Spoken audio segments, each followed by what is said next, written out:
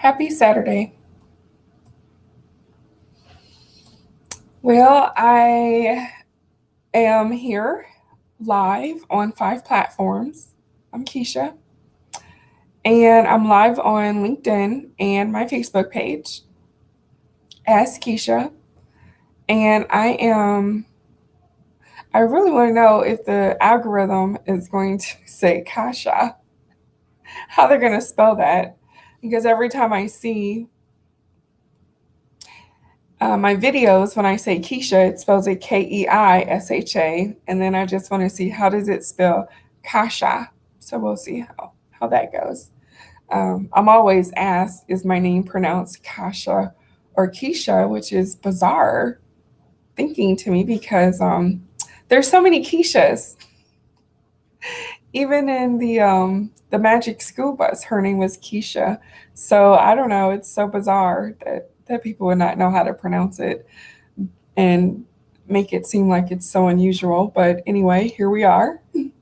And so I'm going to see if the speller spells my name differently if I go Kesha or Kasha. Anyway, here nor there, just my own particularities.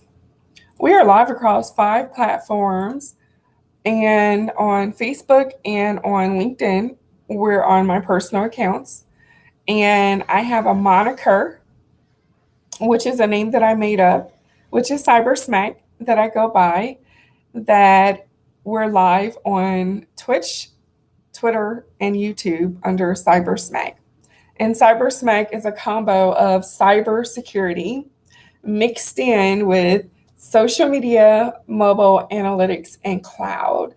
And SMAC, social media, mobile analytics, and cloud, is a alternative. Actually, it's really different, but it's similar to STEAM and STEM, which is science, technology, engineering, art, and math. And then, of course, STEM is without art. And but STEM and STEAM are silos of education and for HR, and it's what you study, and that's what that moniker came from, is tracking people into different silos of study.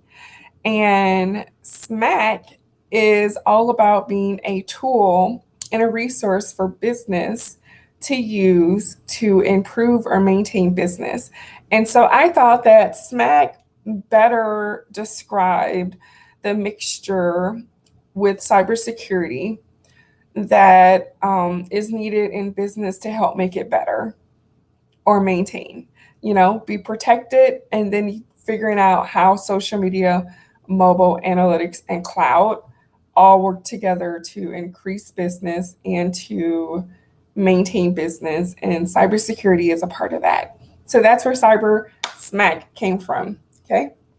And the last time I was live, we were talking about firewalls and how firewalls replaced the ICMP protocol, and that it works off of rules, and that it's so super vital to cybersecurity. We talked about having different generations with firewalls and other things. And so I wanted to pull up the Cisco page of what is a firewall to further our information into fiber, firewall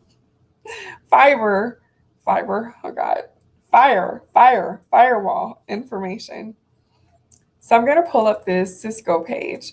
And one of the reasons why it's so important that Cisco made this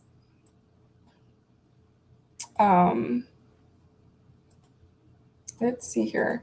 Why it's so important that Cisco made this page, what is firewall, is basically because they make firewalls. Cisco makes firewalls. So it's so super important for them to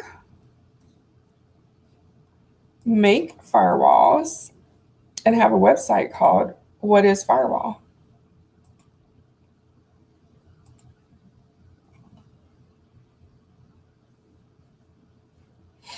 Okay, so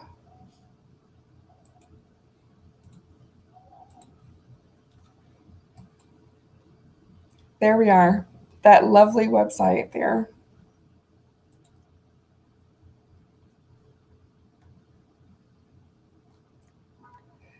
All right, here we go.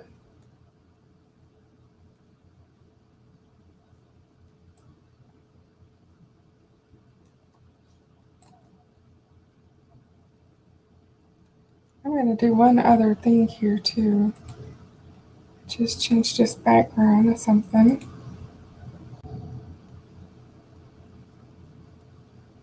I think that might be a little distracting, so I like it. Okay, so we are going to talk firewalls. Okay, so right here it's got this is the Cisco website and it's talking about firewalls. What is a firewall? A firewall is a network security device that monitors incoming and outgoing network traffic and decides whether to allow or block specific traffic based on a defined set of security rules.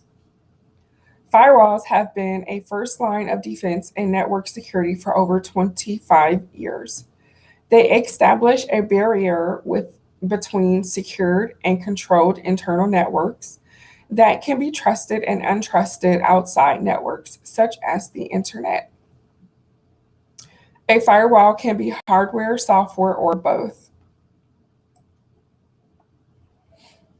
And then it goes into the types of firewalls.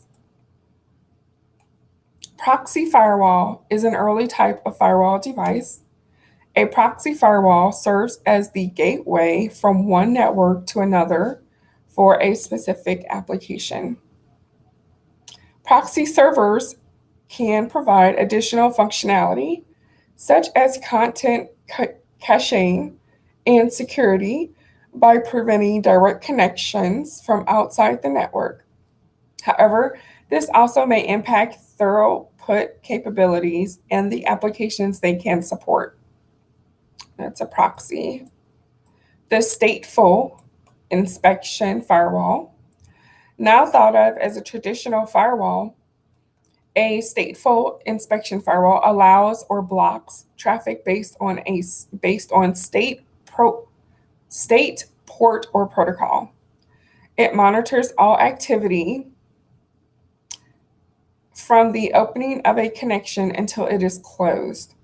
Filtering decisions are made based on both administrator defined rules as well as context, which refers to using information from previous connections and packets belonging to the same connection.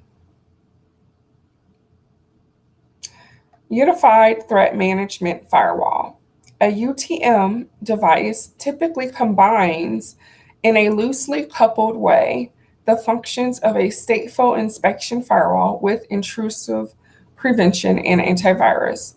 It may also include additional services and often cloud management. UTMs focus on simplicity and ease of use. And then, of course, we've got NGFWs, which are next generation firewalls. Firewalls have evolved beyond simple packet filtering and stateful inspection. Most companies are deploying next generation firewalls to block modern threats, such as advanced malware and application layer attacks.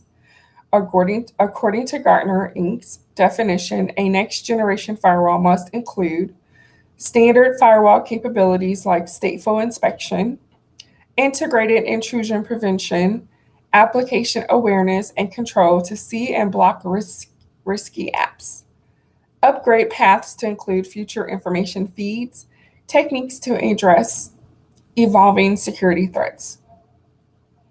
While these capabilities are increasingly becoming the standard for most companies, NGFWs can do more.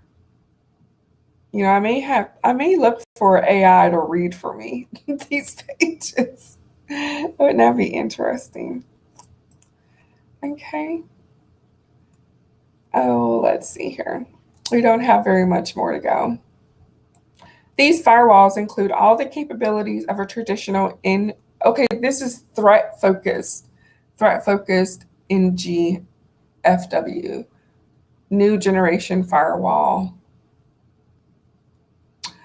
These firewalls include all the capabilities of a traditional NGFW and also provide advanced threat detection and remediation. With a threat focus in GFW, you can know which assets are most at risk with complete context awareness, quickly react to attacks with intelligent security automation that sets policies and hardens your defenses dynamically, better detect evasive or suspicious activity with network and endpoint event correlation, greatly decrease the time from detection to cleanup with retrospective security that continuously monitors for suspicious activity and behavior even after initial inspection.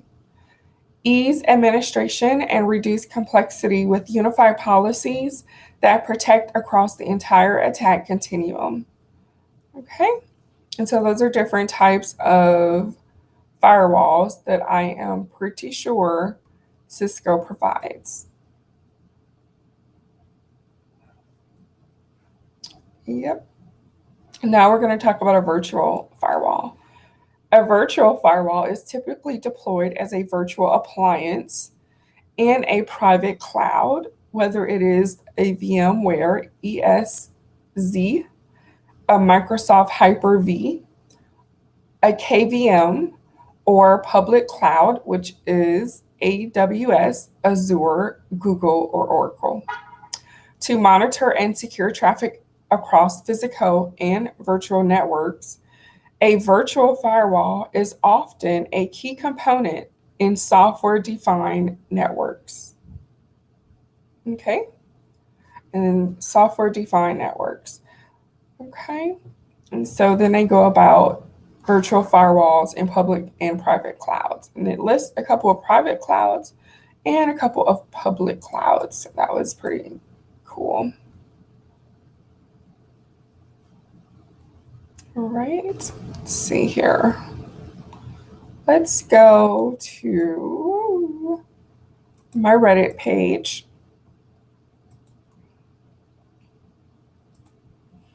And here it has listed what is a firewall by Norton. And so we're going to go there. And we're going to go into this page of Norton. Okay, what is a firewall? Firewalls explain and why you need one. Oh, yeah. Firewall defined. A firewall is a security device, a computer hardware or software that can help protect your network by filtering traffic and blocking outsiders from gaining unauthorized access to the private data on your computer. Not only does a firewall block unwanted traffic, it can also help block malicious software from infecting your computer. Firewalls can provide different levels of protection. The key is determining how much protection you need. The topics below can help you learn what firewalls do and determine the level of protection that will help keep your computer and data on it safe and secure. What does a firewall do? A firewall acts as a gatekeeper. It monitors attempts to gain access to your operating system and blocks unwanted traffic or unrecognized sources. How does it do this? A firewall acts as a barrier or a filter between your computer and another network, such as the internet. You can think of a firewall as a traffic controller. It helps to protect your network and information by managing your network traffic. This includes blocking unsolicited incoming network traffic and validating access by accessing network traffic for anything malicious like hackers and malware. Your operating system and your security system usually come with a pre-installed firewall. it is a good idea to make sure those features are turned on. Also, check your security settings to be sure they are configured to run updates automatically. How does a firewall work? To start, a firewall system analyzes network traffic based on rules. A firewall only welcomes those incoming connections that it has been configured to accept. It does this by allowing or blocking specific data packets, units of communication you send over digital networks based on pre-established security rules. A firewall works like a traffic guard at your computer's entry point or port. Only trusted sources or IP addresses are allowed in. IP addresses are important because they identify a computer or source, just like your postal address identifies where you live. Then we go into the different types of firewalls, and it goes into the same different type of firewalls. And so therefore, I'm going to go ahead and read about this firewall history. And if you wanted to, you could go back to my Reddit page, which is at CyberSMAC, and read upon from the different websites that I've left there to finish and further our firewall information. So it looks like here we're going to finish with firewall history. Firewalls have certainly evolved over the years and become more advanced since the technology first entered the scene. Getting their start as a basic packet filtering system in the late 1980s, firewalls monitored packets sent between computers. They now offer more advanced protection and technology as highlighted in this timeline. In the 1980s, in the late 1980s, first generation firewalls developed as attacks on personal computers drove antivirus products. In the mid 1990s, internet attacks on networks led to the advent of the second generation firewall. The first stateful inspection firewall was introduced in 1993. In 2000, early 2000s, third generation firewalls addressed vulnerability exploits at the application layer rather than leading to intrusion, which led into intrusion prevention systems products. So firewalls and intrusion prevention system products are very similar based on a third generation firewall, addressing vulnerabilities, exploits. In 2010, increases in targeted attacks instigated anti-bot and sandboxing products. And in 2017, larger scale attacks drove even more advanced protection. That gives a really good idea of what firewalls are all about. And being that this is from Norton, they also sell definitely software firewalls. And I'm not sure if they sell equipment, actual equipment firewalls. So that's interesting. And it says here that you definitely need one at home. We're always talking about what you need at work. So,